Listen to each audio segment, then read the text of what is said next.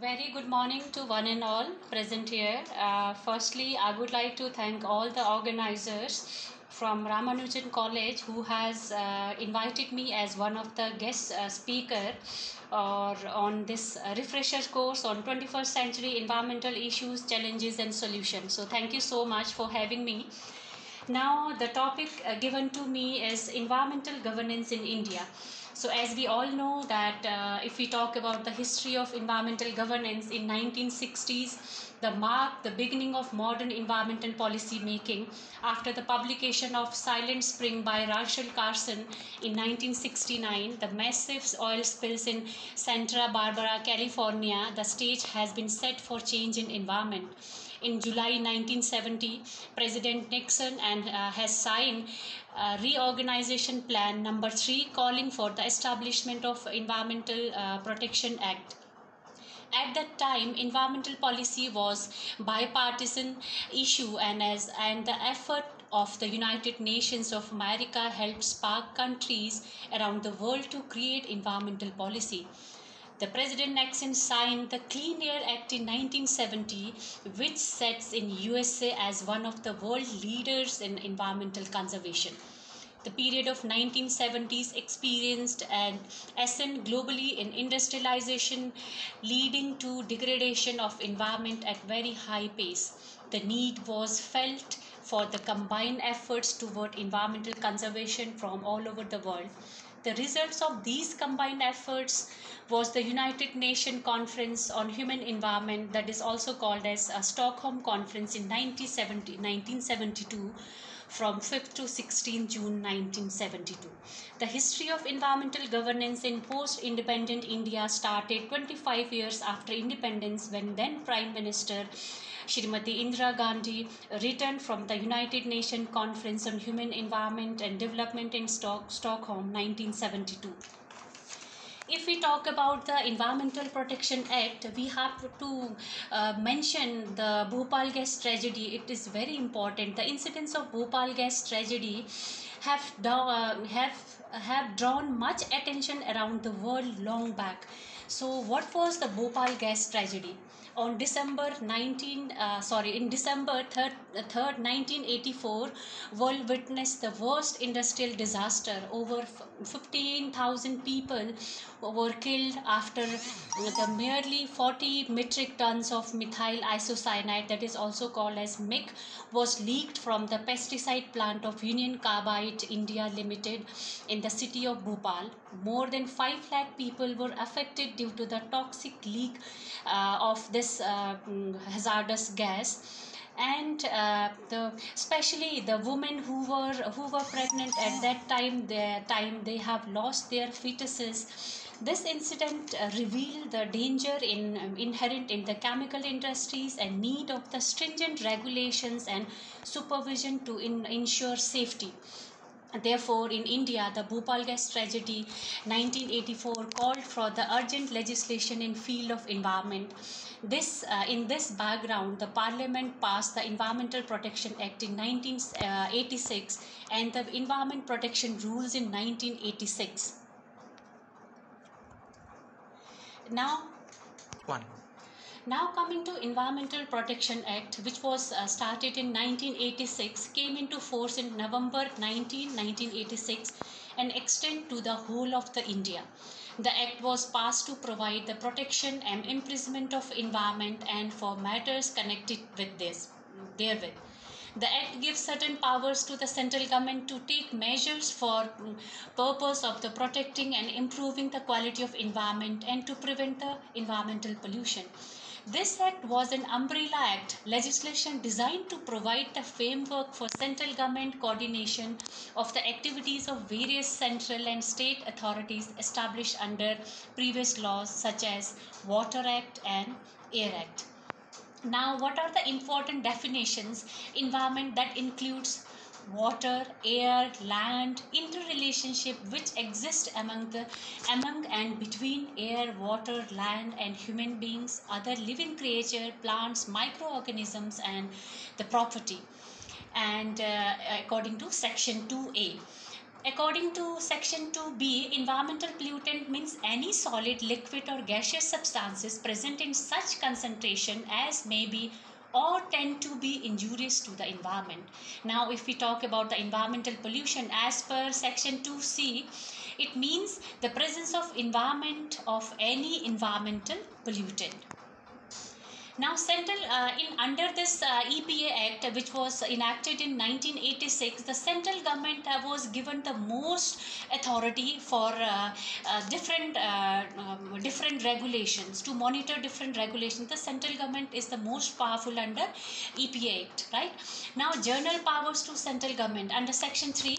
Section 3, take all necessary measures for environmental protection. It was under powers of central government. Coordinate the actions of state governments, lay down the standards of environment quality and pollutants, execute nationwide program, restrictions on areas for industries, etc., inspecting industrial premises, preparation of manuals, codes or guides. The central government may appoint officers and entrust them with such powers and function as it may deem fit under section. So, EPA, central government was the most powerful. Now coming to central government, central government is most powerful. In continuation to that, central government is empowered to issue direction to any person, officer or any authority, right? Under section 5, the closure direction with power to disconnect electricity and water supply. The central government is empowered to make rules to regulate environmental pollution on different matters. You can see the different the list of the matters that has been listed in the slide. For example, standards of quality of air and water and soil, allowable limits of pollutants, handling the hazardous substances, restriction on location of industries, safeguard for prevention of accidents, etc. Now coming to Prevention, Control and Abatement of Environmental Pollution Act under EPA 1986, no person, industries allowed to pollute the environment. This is under section 7. The procedures and processes are laid down to control pollution. Monitoring authority can carry out the inspection. Powers to take samples as per the prescribed procedure under section 11, and samples are tested in environmental laboratory as per section 12. Now coming to stringent penalties and punishment. What are the penalties and punishment under this act? Whosoever violates this the acts, the maximum punishment is up to 7 years and penalty up to 1 lakh and rupees 5,000 per day continued offence under section 15. For defaulters, companies for body corporate directors or partners are prosecuted as per section 16. This act is also applicable to the government departments and HODs is prosecuted under section 17. Now coming to the salient features of this act, there are some salient features of this act which has been listed in this slide. So this act deals with the criminal jurisdiction. Central government is most powerful. That we have already discussed. Environmental labs are established or authorized by central government, state government, Central Pollution Control Board or State Pollution Control Board. Standards are laid down by the central government, state government, CPCB or State Pollution Control Board. Stringent penalties and punishments. A person having highest authority is prosecuted. Hazardous waste are defined and the special procedures is laid down, and the locus standi is relaxed. Any person can be file the case.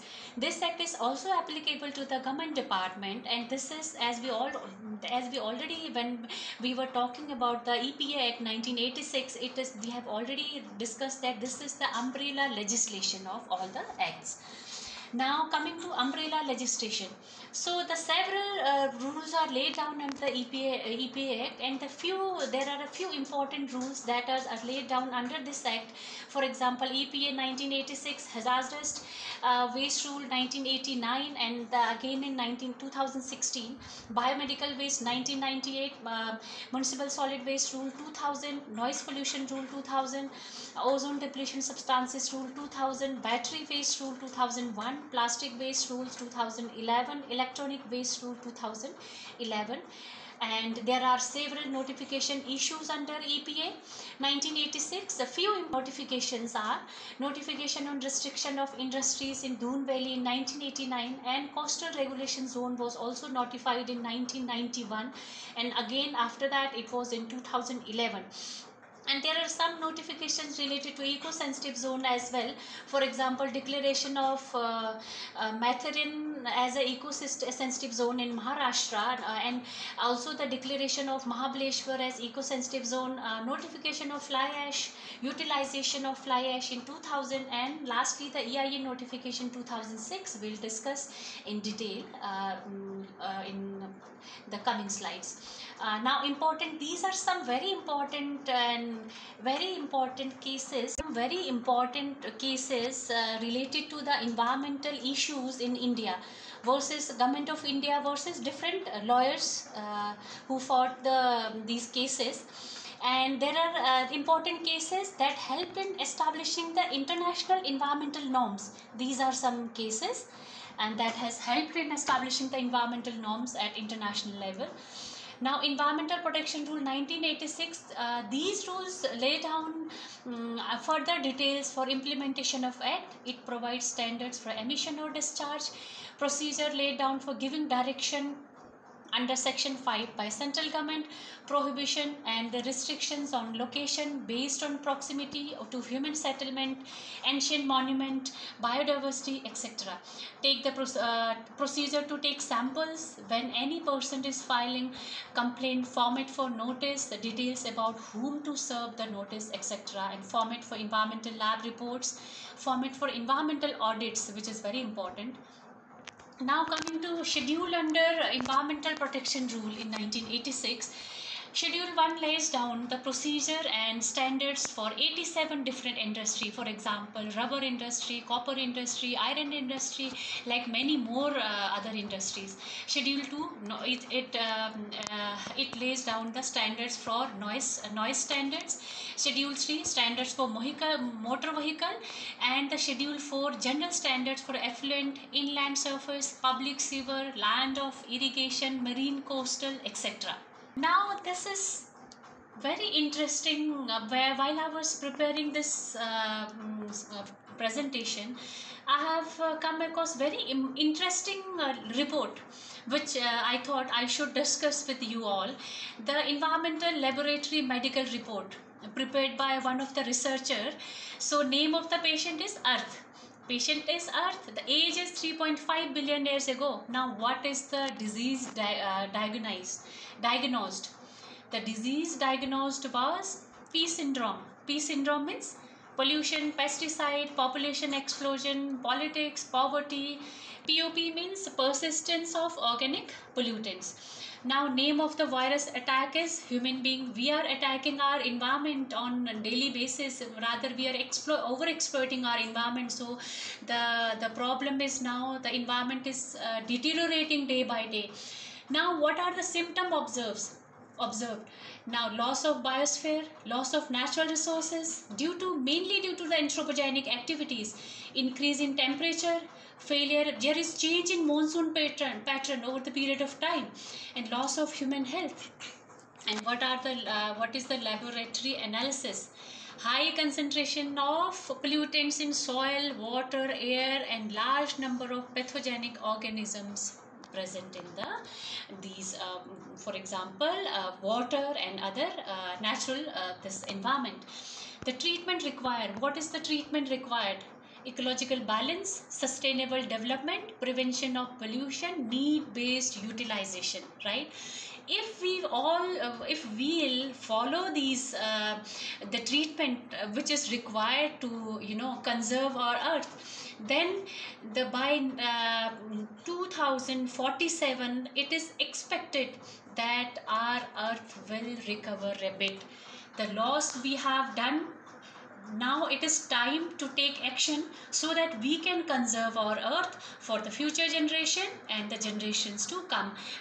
And the development, sustainable development, basically we should promote the sustainable development. Sustainable development means development is required, it is required to have the development, but development without destructing our environment, that is sustainable development, so that we can meet the need of present generation, as well as we can secure the future generation as well, as well, by preserving our environment, our surroundings.